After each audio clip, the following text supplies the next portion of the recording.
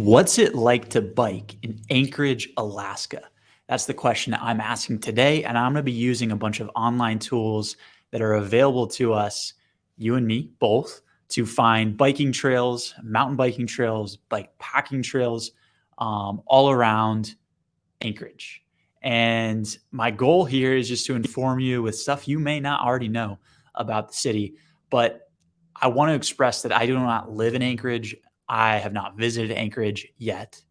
And with that being said, there's nothing that can replace speaking to someone who lives directly in Anchorage. And if that might be you, I would love to talk about your experience in biking in and around the city, whether that's for you going to fetch groceries, drop off your kids at school, biking in the winter, in the summer, mountain biking on the weekends, whatever it may be. I would love to discuss that with you. If so, if you're interested, just go to the description down below and we might be able to arrange something. Cool. So I'm going to start sharing my screen and show you kind of what we got going on in Anchorage. So it's Alaska's most populous city with 293,531 people. And maybe after you watch this video, it may be a few more considering you might move there and start biking there. But let's first dive into the trails.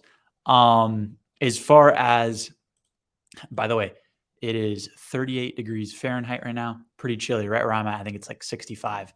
It's definitely, Alaska is just a whole different ball of wax when it comes to the United States. And so this is a website called TrailLink. It's going to show rail trails in the area.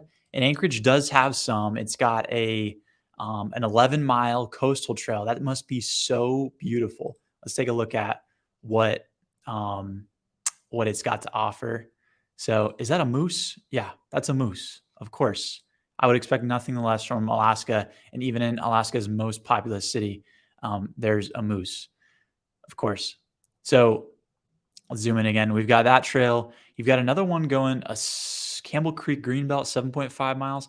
And this is exciting because it's going to give you some options to bike car-free through the city. So if you're trying to decide where to live and you want to bike, then it's like important for you to kind of situate yourself along one of these main trails. What's cool is it's kind of multiple arms to it, and it kind of makes a loop here too. So you've got options there. That is definitely a good sign for Anchorage. As far as the climate, let's touch on the climate while we've got a chance. Obviously, it's very different. This is best places comfort index. When is it too cold or too hot? And how do you find that perfect in between? It's a pretty steady graph here. And you can see in the winter, it's a 2.7 in January, a 2.5 in December, extremely cold. I don't know how many days a year in Alaska where you actually don't have any sunlight at all. But the winter here is going to be quite cold. The months where it's bearable, above a 7, I'd say, and comfortable, you've got May, June, July, August, and September's a 6-8. But really, there's only 4 months that are above a 7 comfort index. So if you're visiting, you're probably going to want to go in May, June. July is going to be the nicest weather, depending on what activities you're interested in. And winter definitely going to be suited for a specific type of character. As far as mountain bike trails, we do have some cool stuff in Anchorage. And if you look here, this is kind of a nice trailhead, like right along the coast. This is Kincaid Park. Let's see how far it is from the town center. It's Sand Lake, Anchorage, Alaska, from the town center. You're looking at 9.6 miles. And if you're going to bike it, about another 10 miles. Thing is, you can go all the way along the coastal trail and kind of loop that together, which is pretty cool. Let's look at where people are riding at the moment. And you can see some really dense, accumulations of people riding on Strava over here where that mountain bike trail system is. And then another right here, which again, I think there's another mountain bike trail system where that would be. Yeah. So right here up through some, looks like more hilly terrain. There's a trail called Speedway. This is also going to be pretty accessible. Definitely be able to bike to this trailhead if you're living in the city. That is definitely another good sign. And then what's interesting is I found there's kind of this desolate area of biking where there's like no data at all. I wonder if and then there's this really strong, dense area where is this? I want to know what city that is. And I can't imagine I can't, I can't imagine how cold it is up there, considering how cold it is in in Anchorage itself. Let's see where that is though. Um, that looks to be, is that Fairbanks? That must be Fairbanks. Yeah. Let's look at some of the bike layers there. Maybe that'll have to be a separate video that I do. But Fairbanks seems to have some riding as well. Let's go to Mountain Bike Project and zoom up there and see. Oh, there's some long trails out here. This is a 90-mile Denali Park. I mean, the epic adventures you're going to be able to have in Alaska, just amazing. And so Fairbanks is where that extra riding is probably being done. But Anchorage, an interesting place considering not only do you have good rail trails, you've also got mountain biking opportunities. And I missed this. This is south of like what looks like the Turnagain Arm, where you've got some long rides. This is a 38-mile Resurrection Pass trail.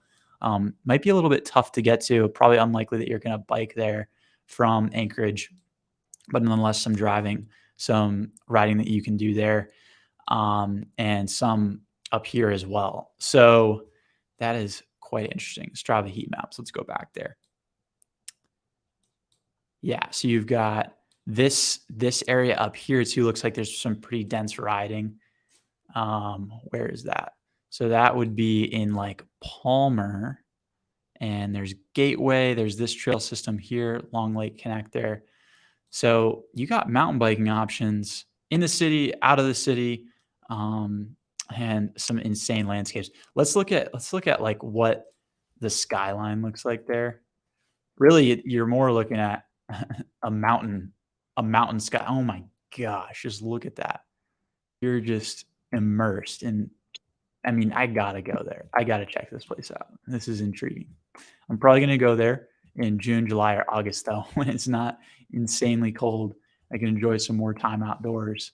I don't know who that family is. Oh, they must have some really, this is a dentist in Anchorage. They must have some really good SEO, because you search Anchorage, Alaska, and they're like the 15th photo. It's amazing. All right, as far as gravel rides, it seemed like Anchorage was kind of dead there, for some reason. Maybe there just hasn't been like submissions there, or maybe there just aren't a lot of gravel roads. I'm assuming that, like, this is Highway 1 or Interstate 1. I'm not sure, but road access is going to be, not quite as widespread. And I mean, look at this area of the mountains. Like, you're going to have very few roads at all. I mean, that's why so many people, when they're getting from place to place in Alaska, are flying. As far as bike shops, let's see, we've got Off the Chain Bike Collective, Speedway Cycles, Alaska E-Bike. E-bikes could be sweet in Alaska, considering the terrain you're going to face. A Trek bicycle store, a WeBike bicycle, but you got some good options. So that's a good sign that there's some good culture there. As far as bike packing and off-road touring, you've got this route that I found on bikepacking.com. It's called the Kenai 250 bikepacking route, 254 miles with an elevation gain of 20,000 feet. That is pretty wild. Let's look at some photos of it. Okay, good views. Yeah, okay. I'm guessing you're going to experience some true wilderness. Look at that photo. Okay, let's go through some of these. You've got some nice cabins. This mountain just like ascends from nothing. It's wild. Look at that road right there, that double track. That's beautiful. I would love to be riding with a riding buddy right there, just looking at the view. It like almost makes me like go to tears to see this, how beautiful it is. And those are some wild raspberries. Oh my gosh. I'm getting lost in the mountains of Anchorage, Alaska. And this is, okay, so let's see how far the trailhead is to get to this route from Anchorage. I want to see if it's something you could technically bike to. Okay. So this right here, Kenai 250. Where does this start? I might not be able to download GPX. I might not be able to get to it. The trailhead is Resurrection Path North Trailhead. Resurrection Path North. And I'm assuming Anchorage is probably where you would fly into if you're going into Alaska. So, if you're doing it, well, that's Arkansas. Resurrection Path, Alaska. Resurrection Creek Road, Resurrection Bay Road. I don't think that's correct. Well, nonetheless, you're just basically going right over the river here, or turning an arm. The problem is, how do you get there? Okay, it's called, I need to figure this out. Resurrection Path North Trailhead. It's in Hope. Is it in Hope, Alaska? Is that correct? That is a great name. Yep, Hope, Alaska. Okay, let's see. How do you get from Hope, Alaska to Anchorage? And see if, oh my gosh. Okay, 90 miles. So you're not biking there. Driving is an hour 43. Maybe there's a ferry you could take or a boat. I don't know. But nonetheless, you're not just going to be biking to that bike packing route anytime easy. But yeah, Anchorage has some interesting things. You've got the rail trails along the coast here that make the city decently bikeable. Or at least options within the city. I think if you go to bike, let's go to the walk score. Walk score gives it a 52 out of 100, which means it's just bikeable with some bike infrastructure. But I would argue that if you're in the right place, especially in the summer months, I think you're gonna have a good time commuting around the city. It definitely depends on your work and everything, where everything's located.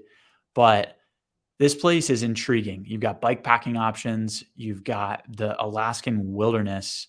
And in the summer, you're going to have, in the winter, you've got darkness. In the summer, you have some days where you're going to have full daylight. And that definitely opens up some opportunities for being on the pedals for a long, long time and not having to worry about darkness setting in. So I'm pretty excited with that opportunity. If you're interested in watching more videos like this about what it's like to bike in various cities across the US and in the future of the world, and check out the channel. And also, if you live in Anchorage, Alaska, or maybe even like Fairbanks or Juneau, I would love to interview you about what it's like to bike there. Give people some useful information that they could hopefully use and make their experiences on their bikes better there as well. So thanks for watching, everyone. Have a good one.